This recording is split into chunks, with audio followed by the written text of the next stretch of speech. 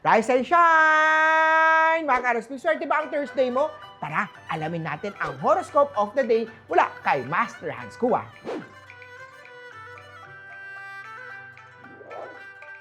Sa mga pinanganak ng Year of the Rat, bantayan ang small but frequent expenses.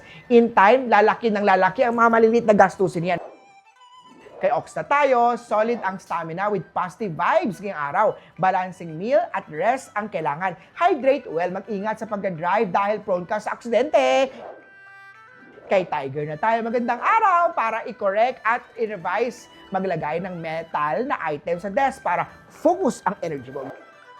Kay Rabbit na tayo, mas maging maayos ang relasyon kapag tahimik at nakikinig.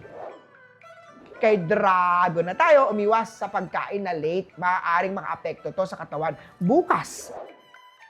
Kay Snake na tayo, mag-organize para makaiwas sa mga tensyon. Kay Horse na tayo, mag-break sa screen ng phone o laptop sa cellphone. Iwas tayo sa eye strain. Kay Goat na tayo, i-check muna ang attraction kung align ang values nyo sa isa't isa. Kay Monkey naman tayo, i-align ang weekly budget. Hindi dapat lumagpas dito. Gumawa ng mga organizer para sa mental clarity. Kay Rooster na tayo, umiwas sa mga power struggle. Always choose understanding. Kay Dog naman tayo, you work quietly sa project na ito. Tumahimik pero impactful ang output.